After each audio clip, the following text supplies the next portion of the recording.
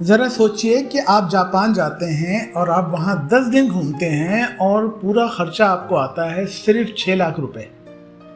लेकिन इंटरनेट पर आपको कुछ लोग कहेंगे कि जापान आप सिर्फ 4 लाख रुपए में भी जा सकते हैं और कुछ लोग कहेंगे कि इससे कुछ कम ज़्यादा में। तो अगर आप जापान घूमने जा रहे हैं तो आप ज़रूर जानना चाहते हैं कि यार खर्चा कितना आएगा। मैं आपको इस वीडियो में बताता हूँ कि जापान का खर्च पाकिस्तान से जाने के लिए कितना आ सकता है।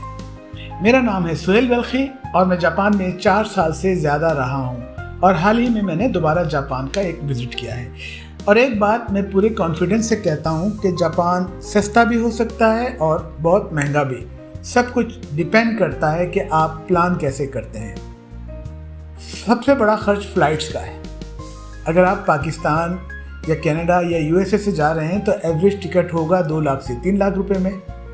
लेकिन अगर आप स्मार्ट हो जाएं, अगर आप 2-3 महीने पहले बुकिंग, वीकडेज फ्लाइट, कोई अच्छी डील, तो आपको टिकट मिल सकता है तकरीबन 2.5 लाख 3 लाख रुपए में। वहाँ जाकर रहेंगे कहाँ? आते हैं रहाइश की तरफ। यहाँ भी लोग बड़ी गलती करते हैं और कोई इंटरनेट पे booking.com पे जाके लग्जरी होटल देखते हैं, जबकि जापान में capsule hotel, hostels, budget Airbnb ये सब दस्तयाब हैं। और सबसे अच्छी बात, जापान में सफाई का टॉप लेवल है, तो रहाइश की जगहों में भी, चाहे वो छोटी जगह हो या बड़ी हो, सफाई भी आपको यकसा मिलेगी। बजट आपको रहाइश पे तकरीबन 10 से 15 हज़ार रुपये फी रात होगी और बाज़ सूरतों में 50 और 40 हज़ार भी हो सकती है। तो आप अपनी ज़रूरत के लिहाज से 10 दिन का प्लान कर लें, तकरीबन 1.5 लाख से लेके 2 लाख रुपए में। अब आप शहर घूमेंगे तो आप ट्रांसपोर्ट भी यूज़ करेंगे। जापान का ट्रांसपोर्ट सिस्टम दुनिया का बेस्ट सिस्टम है, लेकिन महंगा भी हो सकता है अगर आपने गलत प्लान किया। बहुत लोग JR पास ले लेते हैं, जब JR पास की ज़रूरत सबको नहीं होती।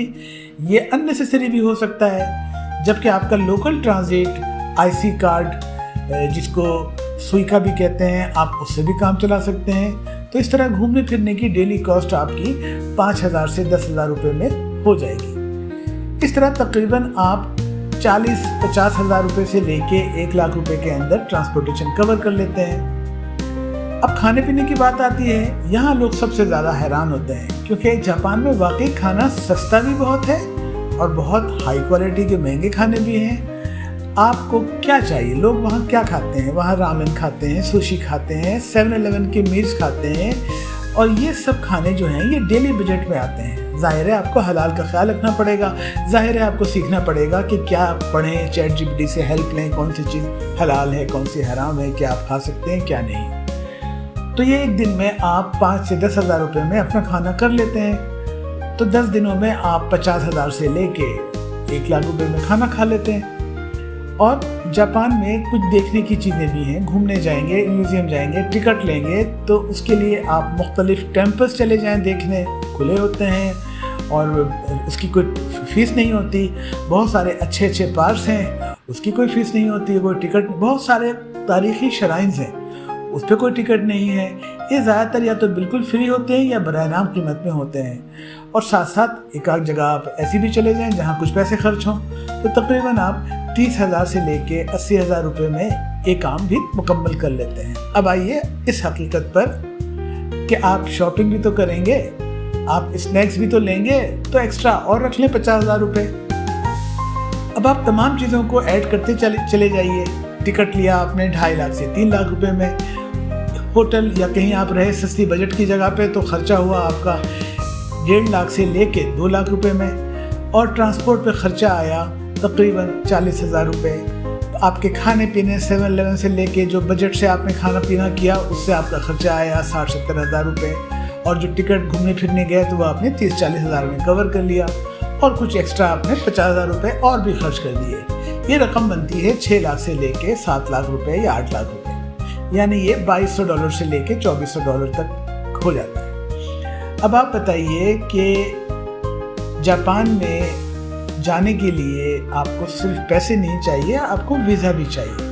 तो अगर आपके पासपोर्ट पे बहुत सारे वीज़े लगे हुए हैं तो वो आपको टूरिस्ट समझते हुए वीज़ा देंगे, या फिर कोई आपको इनवाइट करेगा अपने किसी बिज़नेस में या अपने किसी घर की तकरीब में, आपको वो रिक्वायरमेंट जमा करनी होगी और आपको सिफारत खाने को मुतमईन करना होगा कि मेरा ये स्टे जो है ये इतने दिनों के लिए और आप वापस भी आ जाएंगे और आप अफोर्ड भी कर सकते हैं।